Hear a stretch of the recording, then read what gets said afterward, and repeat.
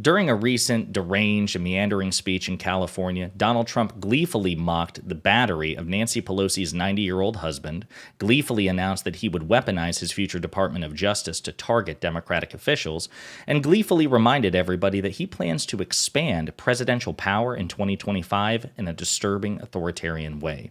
But before we unpack all that, if you haven't yet, please hit that like, subscribe, and the alert bell. Maybe check out my Patreon. I'd appreciate the support. All right, folks, so we've got some clips of a recent Trump speech to give. I know some people in the comment section don't like it, but the fact of the matter is Donald Trump is a politically relevant figure. He is the most politically relevant figure in American politics outside of President Biden. He is the front runner for the Republican Party, whether we like it or not. And the importance is to cover him relentlessly, but also in a way that doesn't downplay or normalize the threat he poses to democracy. We're not just playing these clips in a vacuum. It's important to point out that he is deranged. He is eminently incapable and disqualified from the presidency. He's stupid. He's corrupt. He's uncurious. He's a fascist, okay? And if you have any doubts, or if anyone you know has any doubts, I would recommend that you play them this video as we go through these clips. Let's start with this one here. And we'll stand up to crazy Nancy Pelosi, who ruined San Francisco. How's her husband doing, by the way? Anybody know?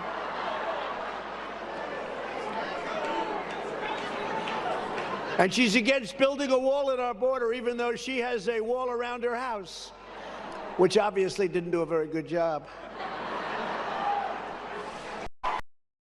So yeah, that was the leader of the Republican Party, the allegedly, the party which is allegedly the party of family values and Jesus Christ and, all the good things, personally mocking, and this isn't new. I mean, this occurred, oh my God, it may have even occurred back in 2022. I can't exactly remember, but Paul Pelosi, Nancy Pelosi's husband, was beaten, was assaulted by a man, and here Trump is, long after the fact, continuously mocking it. And more disturbingly, the crowd is delighting in it. They love it. They love the sadism, the cruelty. It's very despicable. Imagine if President Biden ever mocked the beating of the spouse of a prominent Republican official. Imagine how Fox News and also the mainstream media would cover it. Just keep that in mind. We have another deranged comment here from Donald Trump in which he again reiterates, this isn't the first time he says it, but he's reiterating his vision for his future Department of Justice if he were to win a second term. I will direct a completely overhauled DOJ to investigate every radical DA and AG in America for their illegal, racist, and reverse enforcement of the law. And we will start with the Marxist monsters unleashing mayhem on Los Angeles and San Francisco. So yeah, it makes you wonder, how does Donald Trump define a radical or a Marxist or a communist or anybody for that matter? How does he define these terms? Because I would imagine, based on his past history and his, sheer historic illiteracy, to him a radical is anybody who disagrees with him or wants to hold him accountable. That's what a Marxist is. That's what a radical is. And he's said it before in previous public statements on video on Truth Central, that he plans to have Republican officials target Democratic officials in retaliation for what he sees is a political persecution of himself. He's already called on, Republican attorneys general and district attorneys and law enforcement officers to do just that. He's also, in the past when he was the sitting president, he called for his then Attorney General Bill Barr to indict his political opponent, Joe Biden. All right, so Donald Trump has already made it abundantly clear what he intends to do with the Justice Department. But here is the one that in some ways is perhaps the most disturbing, even more than the last clip that we played, because it signals about his broader, comprehensive plan for the White House and the office of the presidency should he win. We'll play it and unpack it together. Left. The mission to help you liberate California from communist rule begins at noon on Inauguration Day, 2025. 2025. We got to make. I'll tell you, the election of 24 is the single most important election in the history of our country. I used to say it about 16. It's the most important, and it was. But this is more important because we're going to lose our country. Our country's going to hell. Our country's being destroyed. Together we will take on the ultra-left-wing liars, losers, creeps, perverts, and freaks who are devouring the future of this state like a swarm of locusts. Again, I just can't be help but struck by the language. Imagine if instead, President Biden referred to the Republican Party as locusts trying to destroy the country. Imagine if he referred to his political opposition in such terms. He would be reviled by the mainstream media and certainly right-wing media, and rightly so, right? I mean, but the double standard is apparently, it's thicker than ever, and it's just baked in. Donald Trump can say whatever he wants about not just Democratic leaders, but more importantly, Democratic citizens, voters. He does it. He disdains entire states and swaths of the country with abandon.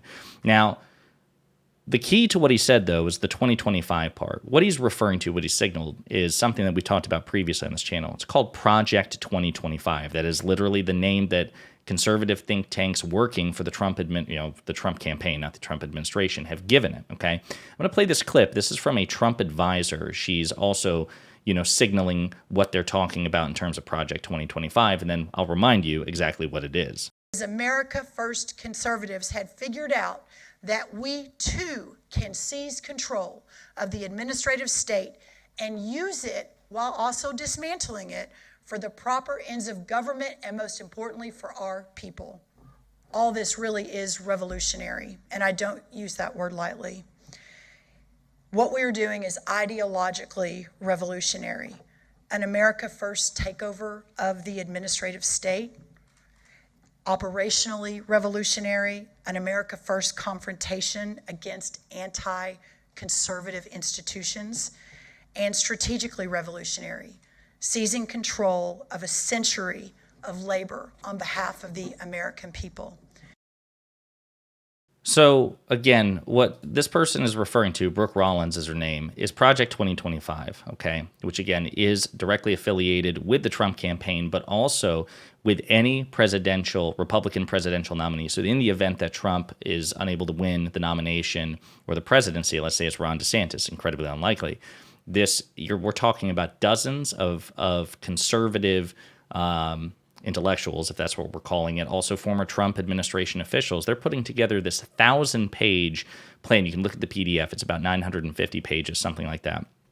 And in it is the next Republican presidency's comprehensive multi-step plan to shatter checks and balances and separation of powers. What they want to do is they want to expand the powers of the presidency under a Republican, probably, most importantly to them, Donald Trump. But again, in the event of anybody, just any Republican presidential nominee, they want to bring in these so-called independent agencies like the Federal Reserve or the Federal Communications Commission, all the independent agencies which operate somewhat protected from a capricious president. They're not easily fired by the president. They're not at-will employees. They want to make the entire federal government at-will employees that can be fired at will by a Republican president. Imagine that power in the hands of someone as deranged as Donald Trump, who, you looked at me the wrong way, you're insufficiently loyal, you're fired. Imagine that. The Federal Reserve, which dictates monetary policy in the United States, imagine that being at the behest of somebody like Donald Trump. They also want to bring in the Department of Justice, which exists as an executive branch agency, but operates somewhat independently from the president. There's a degree of discretion and autonomy between the president and the attorney general. The president is not supposed to tell the attorney general who he or she wants prosecuted, right? They want to remove that. They want to reabsorb the Department of Justice under the executive branch so that the day-to-day operations are subject to review from the president.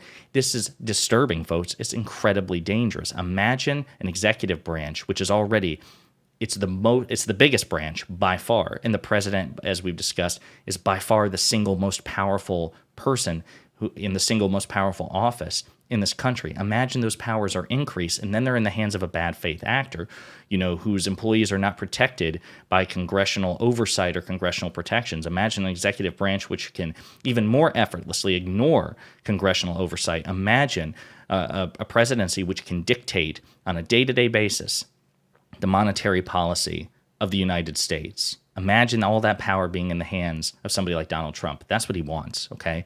It's an authoritarian takeover of the United States, and I don't know how probable it is in terms of success, but the very fact that they're attempting seriously to do it is in and of itself eminently disqualifying. We can't give them the chance to try to bring this vision into fruition. So with that in mind, as we head into 2024, Donald Trump, in this speech alone, has given you multiple reasons why in November 2024, you should vote blue, no matter who.